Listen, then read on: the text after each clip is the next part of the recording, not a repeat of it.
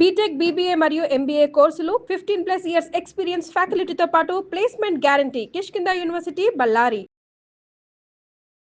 వాగర్థావివ సంపృక్తౌ వాగర్థ ప్రతిపత్తయే జగతః పితరౌ వందే పార్వతీ పరమేశ్వరౌ. ఆదిత్యాయ చ సోమాయ మంగళాయ బుధాయ చ గురుశుక్రశనిభ్యశ్చరాహవే కేతవే నమః. శృంగేరి జగద్గురు పీఠాధిపతులకి, కంచి పీఠాధిపతులకి నమస్కారములు తెలియజేసుకుంటూ కార్యక్రమాన్ని ప్రారంభిద్దాం. ఈ జూన్ 16వ తారీఖు నుంచి 30వ తారీఖు వరకు ద్వాదశ రాశులలో జన్మించినటువంటి వారికి ఏ విధంగా ఉండబోతుందో తెలుసుకునే ప్రయత్నం చేద్దాం. ముందుగా వీక్షించేటువంటి ప్రేక్షకులకి ఒక చిన్న మనవి. చాలామంది ఎంతో గొప్పగా ఆదరిస్తూ వస్తున్నారు ఈ యొక్క రాశుల ఫలితాలకు సంబంధించి. ప్రతి 15 రోజులకు ఒకసారి చేస్తూ ఉన్నాం.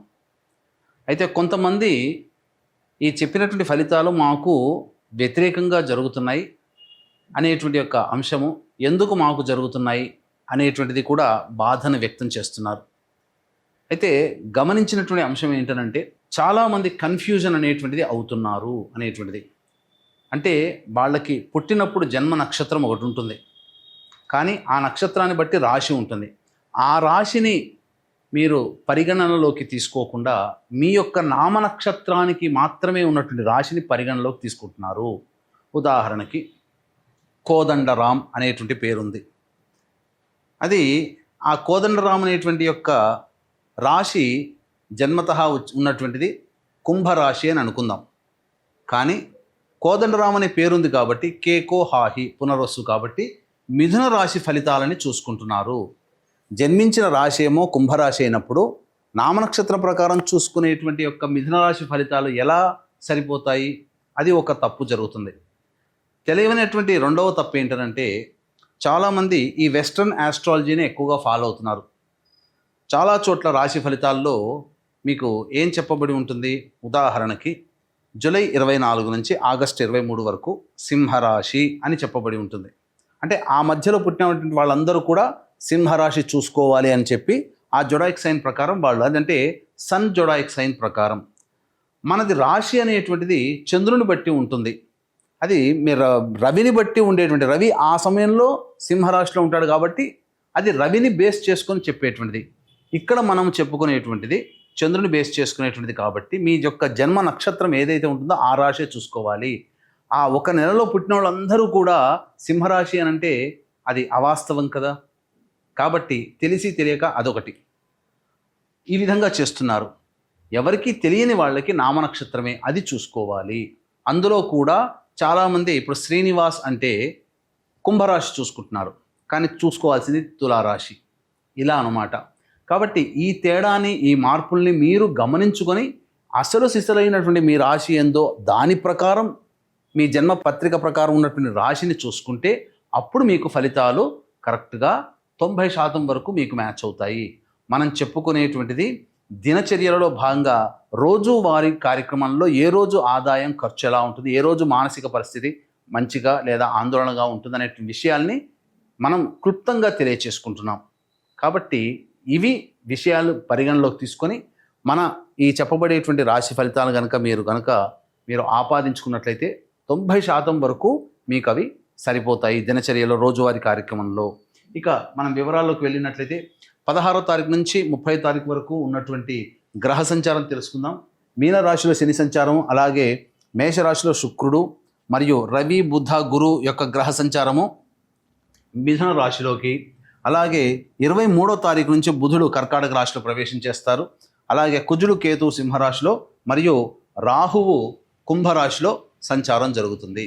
దీనిని బట్టి ఈ 12 రాశుల వారికి ఏ విధంగా ఉండబోతుంది 16వ తారీఖు నుంచి మరియు 30 జూన్ వరకు అని తెలియజేసుకుందాం. ద్వాదశ రాశులలో భాగంగా 16 జూన్ నుంచి 30వ తారీఖు జూన్ వరకు ధనుస్సు రాశిలో జన్మించినటువంటి వారికి ఏ విధంగా ఉండబోతుందో తెలుసుకునే ప్రయత్నం చేద్దాం. ముఖ్యంగా ఈ ధనుస్సు రాశిలో జన్మించినటువంటి వారికి ఇది వరకు దాంపత్య సమస్యలు ఏవైతే ఉంటాయో అవన్నీ కూడాను పరిష్కారం చేసుకునే అవకాశాలు లభిస్తాయి. అన్యోన్య దాంపత్యం చక్కగా ఉంటుంది. అలాగే వ్యాపార భాగస్వాముల మధ్య ఉన్నటువంటి పొరపచ్చాలు తొలగి అనుకూలమైనటువంటి వాతావరణంలో కలిసిమెలిసి పనిచేసుకుంటారు. లేదా మీకు ఎవరితో శత్రుత్వ భావనలు ఉంటాయో వాళ్ళతో మీరు సంప్రదింపులు జరుపుకుంటే తప్పకుండా అనుకొని మీరు చక్కగా ప్రయాణం చేసే అవకాశాలు చక్కగా ఉన్నాయని చెప్పవచ్చు.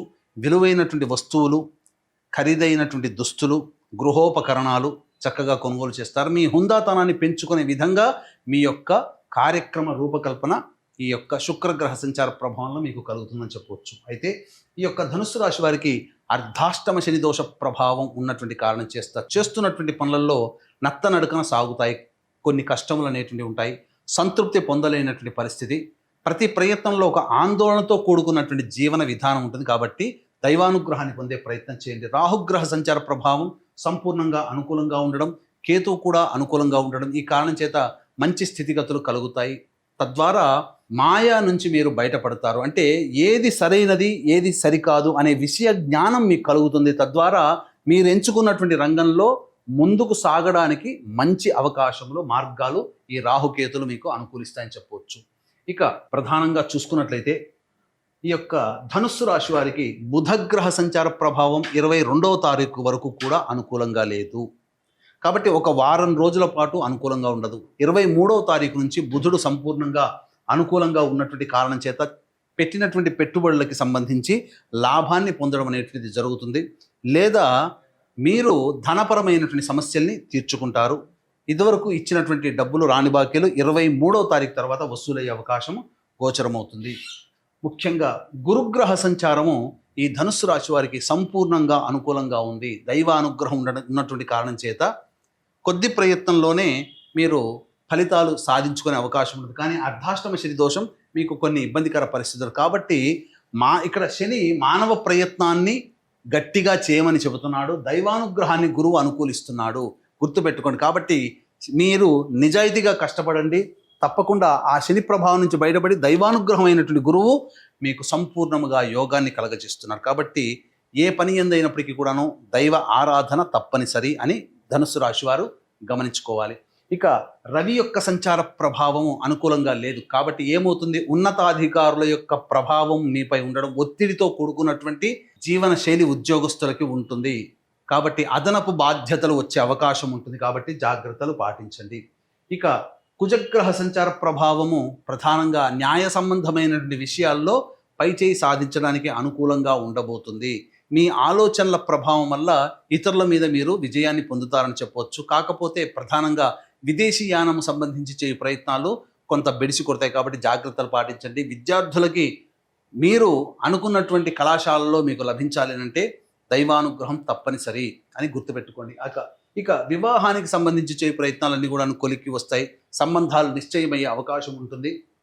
కాకపోతే మూఢమే ఉన్నటువంటి కారణం చేత శుభమైనటువంటి పనులకి మీరు శ్రీకారం చుట్టకండి. కాబట్టి అన్ని విధాలుగా గురువు మీకు వెతుకులాటలు అంటే పెళ్లి ప్రయత్నాలలో, అంటే పెళ్లి చూపులు కాకుండా పెళ్లి చూపులకి ముందు చేసే ప్రయత్నాలు ఉంటాయి కదా, అవి చేసుకోవచ్చు. తద్వారా మీకు విజయం కలుగుతుంది. కానీ పెళ్లి చూపులు అనేటువంటివి పనికిరావు. ఏతావాత చెప్పొచ్చేది ఏమిటంటే ఈ యొక్క ధనుస్సు రాశిలో జన్మించినటువంటి వారికి సంపూర్ణమైనటువంటి యోగ కాలము చక్కగా ఉంది అని చెప్పవచ్చు. కొద్దిగా నిజాయితీగా కష్టపడితే చాలు, అన్ని గ్రహాలు అనుకూలంగా ఉన్నాయని చెప్పవచ్చు. ఇక ఈ యొక్క ధనుస్సు రాశిలో జన్మించినటువంటి మహిళలు మీరు కోల్పోయిన చోట మీ యొక్క గౌరవాన్ని తిరిగి పొందుతారు. ముఖ్యంగా సంతానము పొందినటువంటి విజయాల వల్ల కావచ్చు, సంతానం మీ పట్ల చూపించే ప్రేమ ఆప్యాయతల వల్ల కావచ్చు, మీరు చాలా సంతోషంగా ఉంటారు. అన్ని విధాలుగా అనుకూలంగా ఉంటుంది.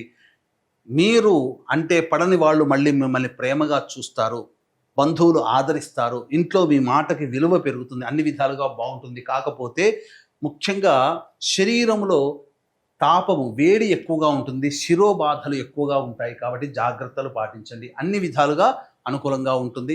ఈ యొక్క రాశిలో జన్మించినటువంటి మహిళలు సంతానవంతులకు సంబంధించి చక్కటి శుభవార్త వింటారని చెప్పవచ్చు. అలాగే వివాహం కాని అమ్మాయిలకి వివాహ సంబంధాలు కుదురుతాయని చెప్పవచ్చు. అయితే ఇక 16 నుంచి 30వ తారీఖు వరకు ప్రతిరోజు కూడా ఏ విధంగా ఉండబోతుందో తెలుసుకునే ముందు వీక్షించేటువంటి ప్రేక్షకులకి గమనిక. ఈ యొక్క 21వ తారీఖు రోజున అశ్విని నక్షత్రంతో కూడుకున్నటువంటి స్థితి.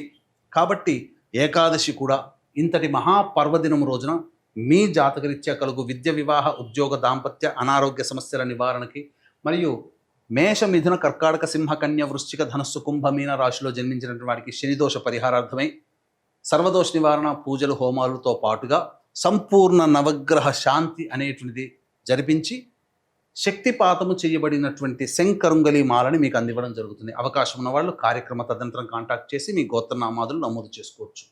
ఇక 16వ తారీఖు రోజున ప్రధానంగా ధన నష్టం ఉంటుంది. కుటుంబ సభ్యులతో వాగ్వివాదాలు ఉంటాయి. మనస్సు ప్రశాంతంగా ఉండదు. ఏదో ఒక వెలితితో మీరు జీవిస్తారు.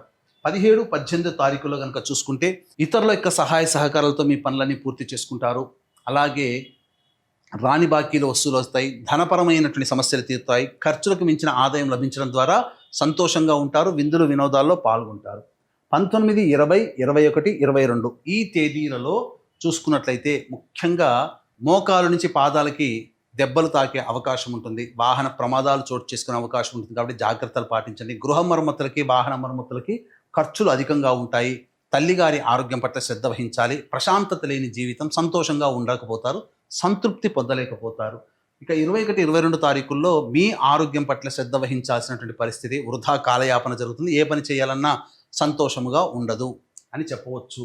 ఇక 23, 24, 25, 26 ఈ 4 రోజుల్లో ఆదాయానికి చక్కగా మార్గాలు సుగమం అవుతాయి. ఖర్చుకు మించినటువంటి డబ్బు మీ చేతికి అందుతుంది. తద్వారా అన్ని యొక్క సమస్యల్ని పూర్తి చేసుకుంటారు. విందులు వినోదాల్లో పాల్గొంటారు. ఇతరుల సహాయ సహకారాలు మీకు లభిస్తాయి. తద్వారా అన్ని పనులని పూర్తి చేసుకుంటారని చెప్పవచ్చు. ఇక 27, 28, 29 తేదీల్లో ముఖ్యంగా ధనపరమైనటువంటి సమస్యలు ఎదుర్కొంటారు. మనస్సు ప్రశాంతంగా ఉండదు. ఏ పని చేయాలన్నా అనాసక్తి, శిరోబాధలు ఎక్కువగా ఉంటాయి. తలపోటుతో ఎక్కువగా ఉంటుంది. తలకి దెబ్బలు తగిలే అవకాశం ఉంటుంది. కాబట్టి జాగ్రత్తలు పాటించండి. ఖర్చుల శాతాన్ని తగ్గించుకోండి. అనవసరపు ఖర్చులు చేయకండి. ఇక 30వ తారీఖు రోజున సంతానం మూలకంగా విభేదాలు, సమస్యలు పెరుగుతాయి. సంతానంతో లౌక్యంగా వ్యవహరించండి. ఇతరత్ర అన్ని విధాలుగా సానుకూలంగా ఉంటుందని చెప్పవచ్చు. తర్వాత మిశ్రమం కంటే అధికంగా శుభ ఫలితాలు యొక్క ధనుసు రాశిలో జన్మించినటువంటి వారికి ఉండబోతున్నాయి. అయితే ప్రధానంగా ఈ యొక్క ధనుస్సు రాశిలో జన్మించినటువంటి వారికి సమస్యల పరిష్కారం కోసం ప్రతిరోజు కూడా మీకు ఏదైనా సమస్యలు ఉన్నాయంటే ఆ సమస్యల పరిష్కారం కోసం ప్రతిరోజు సూర్యుడికి నమస్కారం, సూర్యాష్టకం 6 సార్లు పారాయణం చేయడం, దత్తాష్టకం కూడా రోజుకి 3 సార్లు పారాయణం చేయడం చేసినట్లయితే చాలా మటుకు సమస్యలు తగ్గుముఖం పడతాయి.